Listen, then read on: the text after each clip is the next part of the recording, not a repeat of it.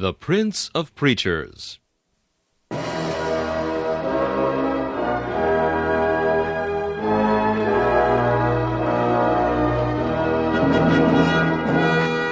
Charles Haddon Spurgeon has been called England's greatest contribution to the spread of the gospel in the 19th century. One of his contemporaries said that the chief secret of Spurgeon's attractiveness was the fact that, in every sermon, no matter what the text or the occasion, he explained the way of salvation in simple terms. Spurgeon's messages remain one of the great treasure houses of Christian literature, still bringing the light of the gospel and the comfort of the Scriptures to hungry souls long after the preacher has passed into glory. This is Charles Kelsch inviting you to listen to a message from the Prince of Preachers.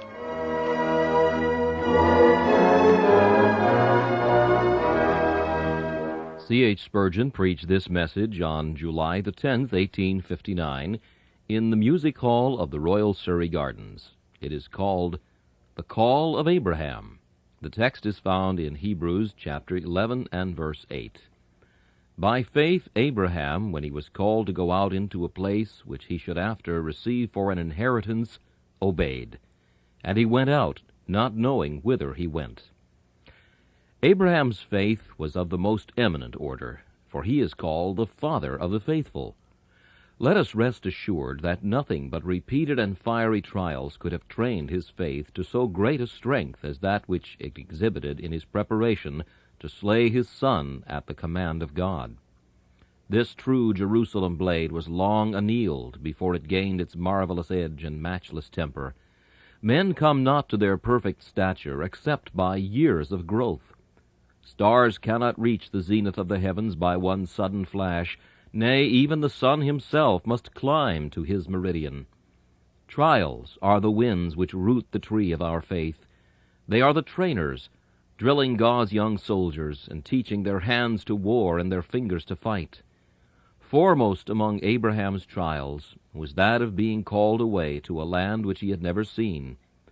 As this may be our trial also, I pray that my words may be adapted to our present condition. First, let us look at Abraham. Abraham's family was originally an idolatrous one. Afterwards some beams of light shone in upon the household, and they became worshippers of the true God. But there was much ignorance mingled with their worship, and at least occasionally their old idolatrous habits returned.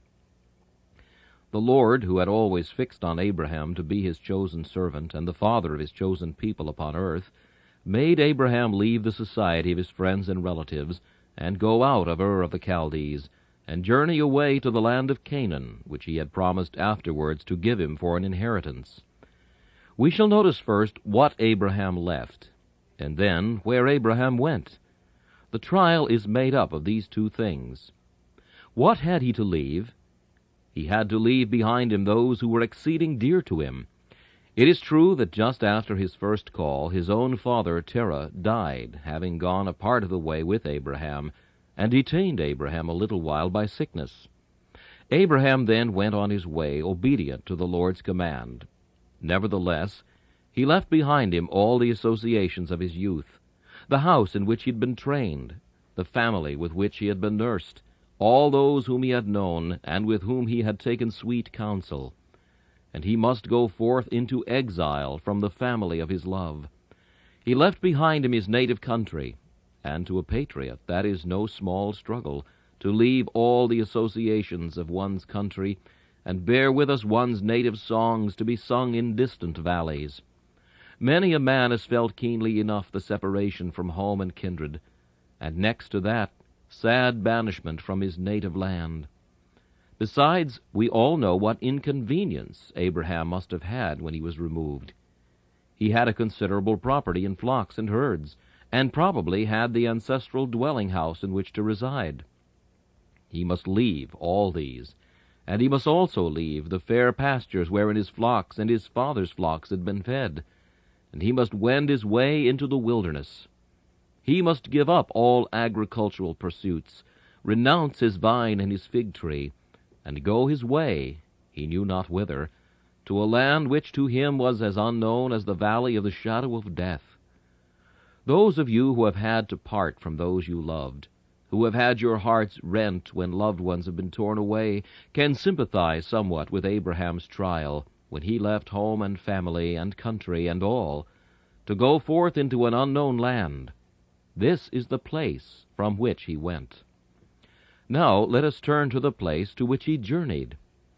When men emigrate, they wish to know the nature of the country in which they are to live. If it be a richer country than their own, although it be with some reluctance, they spread the sail and speed across the waters. And it may be, after they have settled there a little while, their mother country is almost forgotten, and they find a settled dwelling place in their adopted land. But Abraham knew nothing of the country to which he was about to move. He had simply God's promise that it should be his inheritance. It was, it might be said, a wild goose chase, and the profane would deride it as a mad and idle dream. Doubtless the prudent father cautioned him to avoid so great a risk, and the anxious mother bade him remember that, as a bird wandereth from his nest, so is he that leaveth his place. But amidst all this, Abraham was wiser than the wisest, for he put aside all worldly maxims. He set the precept above the maxim, and considered the promise more precious than the proverb. Well was it for Abraham that he knew that the wise things of men are often ignorance dressed out in its best clothes. It has been said by an acute old writer that when Christ came into Jerusalem, and he was incarnate wisdom, he came riding upon an ass. But when Satan came into paradise, and he is infernal folly, he came in the shape of a wise creature, the subtle serpent. Wisdom came riding upon stupidity, and folly came in the garments of craftiness. We shall often find it so in our lives.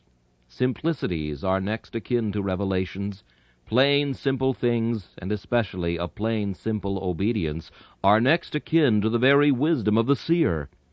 And he who knoweth how to read the precept need not be afraid that the prophecy will ever contradict it, or render obedience to the precept an act of folly. And Abraham then went forth, he knew not whither. The journey is a long one, say some timid ones. It is so, said Abraham, but God will help me on the way. The end of your journey may be doleful, they say.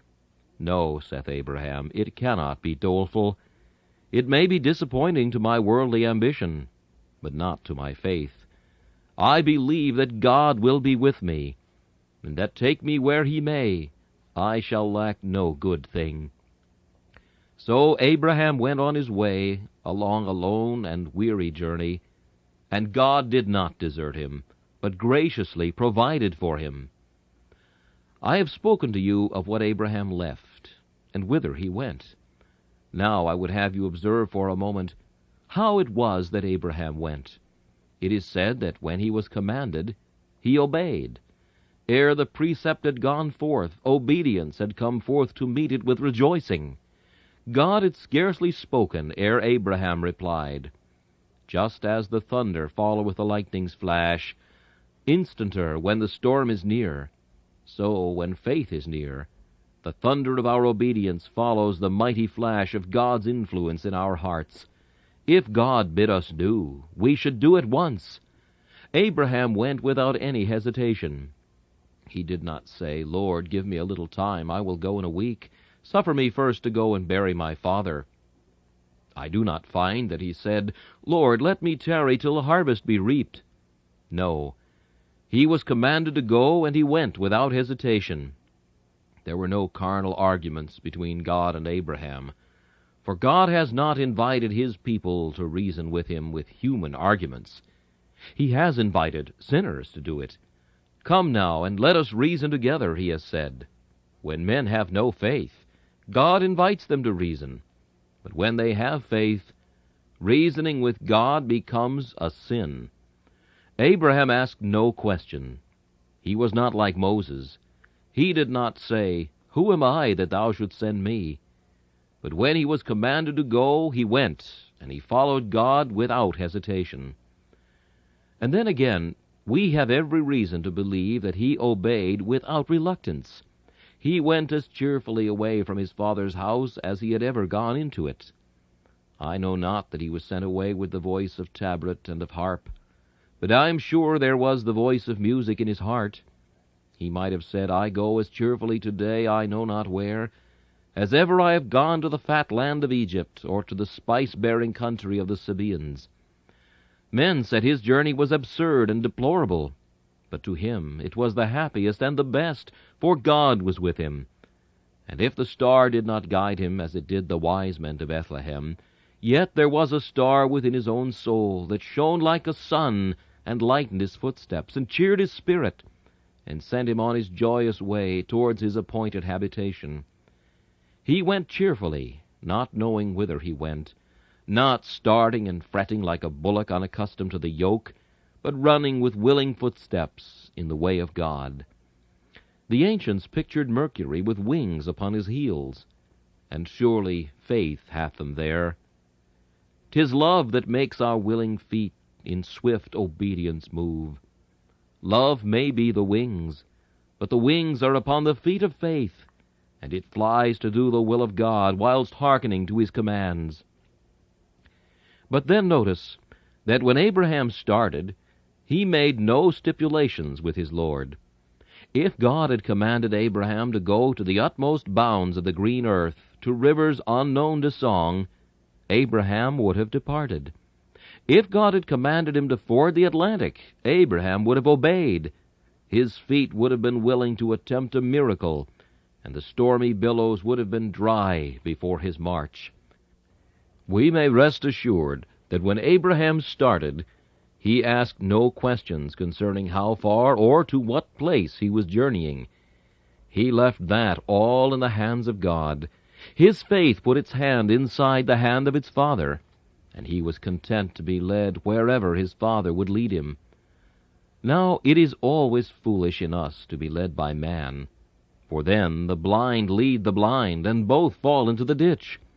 But for the blind to be led by God is one of the best and wisest things. We sometimes put blinkers upon horses that they may not see too much. I fear we might wear such things ourselves to great advantage. In watching with the eyes of carnal reason for objections to God's precept and providence, it would be well if our eyes were burnt out, or better for us to enter into life having no eyes, than having 2 eyes to follow our own devices, and find our end destruction in hell fire. Abraham's faith, then, was a tried one. And now I conclude this sketch of the patriarch's call by observing that Abraham's faith was well rewarded. I think with all the trials of Abraham, you and I might even envy his position. That tent of his was a royal tent. Never did the curtains of Solomon himself enshroud more true royalty or kingly nobility than this poor tent in which Abraham sojourned. What a blessed man was he! His very dreams were blessed. The Lord was his shield and his exceeding great reward. A land was given to him, and was it a barren land? No. The Jews of old used to say that Canaan was the breast of the world, for there was always an abundance of milk and fatness. Other countries might have been the world's extremities, but this was the world's own breast, flowing with milk and honey. God gave him from the river of Egypt, even to the great river, the river Euphrates, and he, looking from his starry heights as an exalted patriarch, saw a race as numerous as the sand of the sea inhabiting the land. And he expects a mightier blessing yet. He looks for the day when the sons of Abraham shall, at the second coming of Christ, be assembled in their own land, and all peoples shall walk in the light of Zion. I think I have said enough about Abraham. Had my voice been strong enough, I could have enlarged, for it is a subject upon which much might be said, extremely interesting to the spiritual mind. But now I come to observe that you and I may be placed in the same position. At their first conversion, very many of the people of God are called to pass through the precise trial which Abraham endured. Some of us, it is true, were born of pious parents, and our conversion was a theme of joy to the house. It made jubilee, the fatted calf was killed, and there was music and dancing. But others were born as children of the Philistines. Our parents were haters of God. I may be addressing such. No sooner did you begin to attend the house of God than your father was the first to laugh at you. And when you were detected on your knees, mother and brothers and sisters all assailed you with sneers and ridicule. It may be that you have suffered much household persecution for the sake of Christ's cross and the profession of it you have made. Moreover, you may have been called to separate yourself from your whole ancestry, for in looking back you cannot detect on the family tree one branch that ever bore heavenly fruit. The whole head is sick, and the whole heart is faint. The whole family has been given up to Satan, and you have been called to bear a lonely protest to the gospel of Christ. You have come out. You have blighted your own worldly prospects. You have drowned your own interest in crossing the river. You have suffered the loss of all things for Christ's sake, and perhaps at the time you may have been greatly staggered. Nay, even now you may be passing through the fiery trial. You may be staggering in your soul and saying, "Can this be right? Shall I give up my religion? Shall I put back into port? Or shall I encounter these waves that threaten to submerge my vessel?" Dear brothers and sisters, if father and mother forsake you, the Lord will take you up. He that loveth father and mother, and house and lands, more than me, said Christ, is not worthy of me. You must leave all for Christ's sake. Be prepared.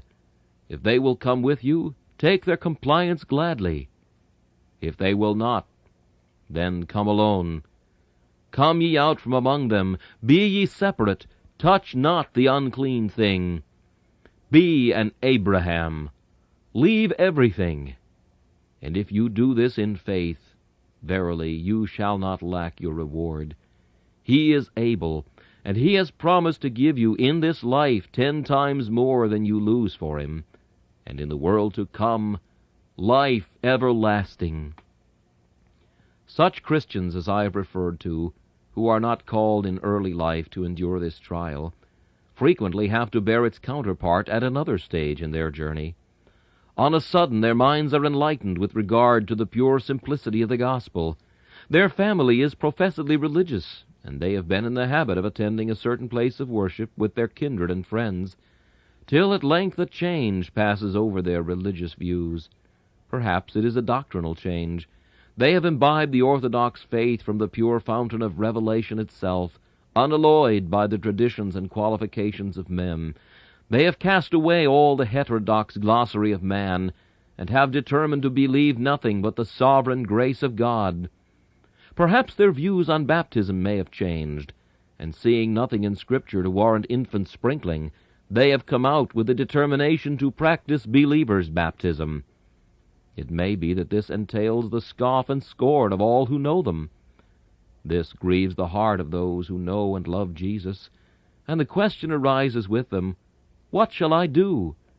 These matters may be non-essential. Shall I keep them back? Shall I, for charity's sake, weaken my testimony? Shall I only bear testimony to points on which I may agree with other people, and hold my tongue about the rest? Oh, my dear friends, such carnal policy, if you practice it, will do you serious injury. Whatever you believe, carry it out. Depend upon it, a grain of truth is a grain of diamond dust, and it is precious. There may be truths non-essential to our salvation, but there are no non-essential truths with regard to our comfort. Every truth is essential. We must keep back none, but follow the Lord wholly. Let this be your song. Through floods and flames, if Jesus lead, I'll follow where he goes. Hinder me not shall be my cry, though earth and hell oppose. The tendency of the present age is to temporize.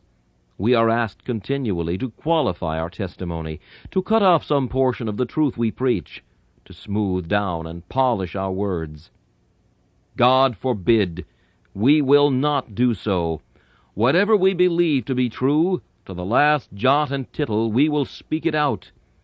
I hope so long as I live there will always be a straight road from my heart to my mouth, and that I shall be able to preach whatever I believe in my soul, and to keep nothing reserved. Do you the same. Though you should forsake all, and should be by all forsaken, for the truth's sake, with Abraham's trial and Abraham's faith, you shall have Abraham's honor and Abraham's reward. How often has this temptation happened to the rich, when those who have moved in court circles have suddenly become the subjects of the enlightening Spirit of grace, what opposition they have had to encounter. Many have been the noble ladies and gentlemen who have sat in this hall. Yet, although I know many of them were impressed, how few of them have remained. Here and there one, they shine like the gleanings of the vintage, here and there one upon the topmost boughs. And what is the reason? Is it that their consciences are incapable of conviction? It is simply that the cares of this life, or the deceitfulness of riches, chokes the word, and by they are offended. It is not likely that the simple worship of our unendowed meeting-houses is to win the palm of courtly applause. It is not likely that the name of dissenter is to be held respectable. It is not likely that Calvinism is to become the court religion of England. It is not likely, at least at present, that a poor, simple, honest man's ministry will be a ministry that courtiers regard. We never expected it. Nevertheless, there have been some, and God bless them, who have not been ashamed to come out and leave behind them their former associates, and take part with the despised people of God, scarcely knowing whither they went. Though they did know we were poor, and most of us uneducated and illiterate, they have taken their portion with us, and they have shown no signs of turning back, but do even glory in that which some count their shame. God bless them, and that abundantly. Again, this trial of faith cometh oftentimes in matters of providence. We have been lining our nests very softly, and counting all the eggs that are laid therein, with the greatest cheerfulness and delight. We have had much goods laid up for many years, and all of a sudden misfortune, like a wicked boy, has climbed the tree, and pulled down the nests, and the birds had to fly, and we have said, Whither shall we go? But God has comforted us, and we have said in our hearts, Every tree in the forest of earth is doomed to the axe. Why, therefore, should we build our nest here? Let us fly away, and find our home in the rock of ages. And God has rewarded our faith. Our business, though suddenly blighted when flourishing in one place, has been, when removed amidst sad misgivings and dark uncertainties, even more flourishing in another. Or if not, if trials have multiplied and poverty has succeeded wealth, yet grace has increased, and as our afflictions abounded, our consolations have much more abounded. I believe, dear friends, that many and many a time you, in your providential journey, will have to go forth, not knowing whither you are going. But it is good for you. Do not murmur at it. If the father of the faithful had to do it, why should the sons murmur? The father of the family must not know whither he was going. And shall you, the sons and daughters, long to read the future with wistful, curious eyes? No. Wherever God in His providence guides you, let it be your joy to know that He is too wise to err, too good to be unkind. And, beloved, this is what I feel at the present moment respecting the position of ourselves as a congregation. I was led to this text by considering the way in which God led us, especially in reference to this place. It is now nearly 3 years since Exeter Hall was shut against us, for reasons which I have never considered to be fully justifiable. Then it was we went forth not knowing whither we went, and this place was prepared for us. It is more than probable that after 2 more Sabbaths have elapsed, we must go forth again, not knowing whither we shall go. But my faith is fixed upon Him who has provided for us hitherto. This congregation cannot be scattered. God has gathered it, and we will go forth, being assured that a place shall be discovered in which we shall meet, and this shall work for the furtherance of the gospel and for the glory of God. I feel that perhaps God has another host of sinners to be aroused and converted to Christ. We are getting old, steady sort of folks here, and we have settled into a respectable concern. We may be turned into the streets, but God going with us, we care not where we go. Wherever it is, we shall be kept together. We are not men whose attachment has been formed hastily. We love each other. Like Abraham and Lot and his family, we will journey together. We have no cause to fear. Do not, I entreat you, betray the slightest distress about it.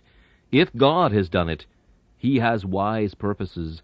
Let us submit in silence, and believe it must and shall be well. Abraham went forth, not knowing whither he went. We will imitate him. While Abraham's faith is our faith, Abraham's God is our God. He speaks, and every doubt is hushed. Fear not, Abraham. I am thy shield, and thine exceeding great reward. So then we may boldly say, The Lord is my helper, and I will not fear what man shall do unto me. And I thought, while meditating upon this text, that the time must come to each of us when, in a certain sense, we must go forth from this world, not knowing the place to which we are going. The hour is coming when you and I shall lie low upon our silent beds of languishing, and the message will come, Arise, and go forth from the house in which thou hast dwelt, from the city in which thou hast done business, from thy wife, from thy children, from thy bed, and from thy table. Arise, and take thy last journey. And what know I of the journey? A little have I read of it, and somewhat has been revealed by the Spirit to my soul. But how little do we know of the realms of the future. We may know there is a black and stormy river called death. He bids me cross it. May he give me grace to go through the stream. And after death, what cometh? No traveler has returned to tell. Some say it is a land of confusion and of the shadow of death. Well, be it what it may, we will go forth, not knowing whither we go, but yet knowing that since he is with us, passing through the gloomy vale, we need fear no evil. We must be going to our Father's house, be that where it may. We must be going to our Heavenly Father's kindly home, where Jesus is, to that royal city which hath foundations, whose builder and maker is God. This shall be our last removal, to dwell forever with him we love, to dwell in the bosom of God. We will take our last journey, and we will not fear to take it, for God is our refuge and strength, our helper in the hour of trouble and of death. And now my voice almost fails me, and therefore I must come at once to the last point, which is that of exhorting you most cheerfully to follow the guide of divine providence and precept, lead it wherever it may. Let us follow the shepherd with a ready mind, because he has a perfect right to lead us wherever he pleases. We are not our own. We are bought with a price. If we were our own, we might repine at our circumstances. But since we are not, let this be our cry. Do what thou wilt, O Lord, and though thou slay me, yet will I trust in thee. We are not true to our profession of being Christians if we pick and choose for ourselves. Picking and choosing are great enemies to submission. In fact, they are not at all consistent therewith.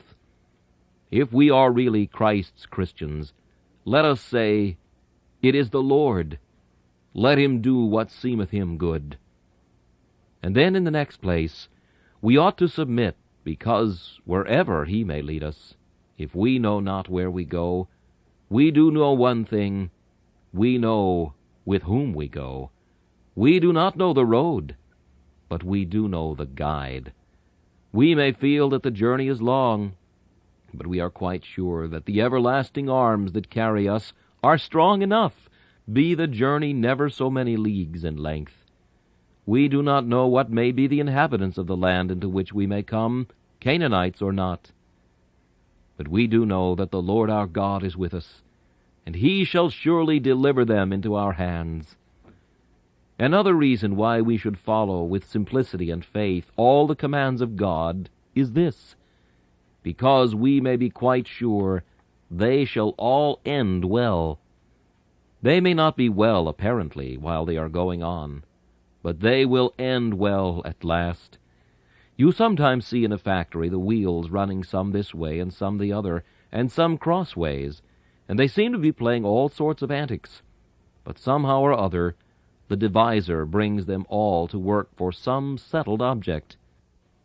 And I know that come prosperity or come adversity, come sickness or come wealth, come foe, come friend, come popularity or come contempt, his purpose shall be worked out, and that purpose shall be pure, unmingled good to every blood-bought heir of mercy on whom his heart is set. And may I add, to conclude, let us as a congregation, above all others, put the most implicit trust in our wonder-working God. When we recollect what he has already done for us, how he hath made the wrath of man to praise him, the contempt, the contumely, and the scorn has helped to bring to this place the willing thousands to hear the word. The abuse of our enemies has been our best help, our grandest assistance. And in looking back day after day, and Sabbath after Sabbath, I can only hold up my hands and exclaim, "What hath God wrought?" And shall we doubt for the future? No. Mariner, hoist the sail, loose the rudder bands, drag up the anchor. Once again to sea we go, with the flag of faith at the masthead, with Jehovah at the helm. To a sure port the vessel shall be guided, though the storm may howl, and hell beneath shall be stirred. For God is with us, and the God of Abraham is our refuge. God give to every one of you the firmest trust in his providence, that you may go forth, not knowing whither you go.